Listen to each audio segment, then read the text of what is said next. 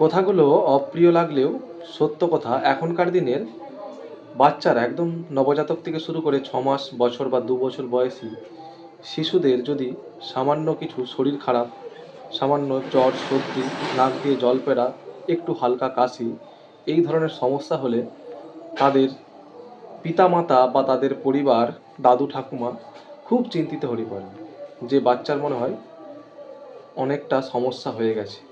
তারা সঙ্গে সঙ্গে ডাক্তারবাবুদের কাছে যান। ডাক্তারবাবুরা সেই রোগের জন্য প্রেসক্রিপশন ভর্তি করে চিকিৎসা দেন। তাহলে সাধারণ সর্দি, নাক দিয়ে জল পড়ছে, হালকা একটু জ্বর আসছে, এতে একটু সর্দির ওষুধ অ্যান্টি অ্যালার্জিক বা দেওয়া দিনে একবার, আর জ্বর আসলে প্যারাসিটামল, এতেই কিন্তু ওই সমস্যাটা ঠিক হয়ে যায়। তবে একটু দেরি হয় সমস্যাটা ঠিক হতে, মানে নাক দিয়ে জল পড়াটা কমতে একটু দেরি হয়। তো মা বাবারা কী ভাবেন, কমছে না মানে যদি কম ওষুধ দেয় তার মানে সেই ডাক্তার ভালো নয়।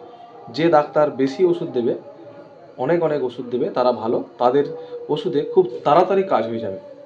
তাহলে যেটা দরকার নেই ওষুধের, সেই ওষুধগুলোও কিন্তু এই ছোটোখাটো রোগের জন্য অ্যান্টিবায়োটিক ওষুধ, একটা থেকে দুটো তিনটে করে অ্যান্টিবায়োটিক ওষুধ অনেক ডাক্তারবাবুরাই দিয়ে দিচ্ছেন, সেটাও কিন্তু কম্পিটিশনের বশবর্তী হয়ে। কেন কম্পিটিশন করছেন? কারণ বাচ্চার মা বাবারা ভাবেন যে এইখানে গেলে এক্ষুনি ঠিক হয়ে যাবে, ওইখানে গেলে এক্ষুনি ঠিক হয়ে যাবে। যে এক্ষুনি ঠিক করতে পারবে সে হচ্ছে ভালো ডাক্তার, যে বেশি ওষুধ দিতে পারবে সে ভালো ডাক্তার, যে অনেকগুলো ওষুধ একসাথে খাইয়ে দিতে পারবে সে ভালো ডাক্তার। তাহলে বাচ্চার কথা কেউ চিন্তা করছেন না। বাচ্চা কি হচ্ছে না, এই এতগুলো ওষুধ একসাথে ওই সামান্য সমস্যার জন্য খেয়ে তার কি হচ্ছে, তার দীর্ঘকালীন একটা ওষুধের রেজিস্ট্যান্স তৈরি হচ্ছে। যে বাচ্চাগুলো কিন্তু যখন বৃদ্ধ হবে, বয়স্ক হবে, তারা কিন্তু এই এই রেজিস্ট্যান্সের ফল তারা পাবে। তাদের শরীরে অন্যান্য সমস্যা আসতে পারে, এখন তো কিছু হবে না।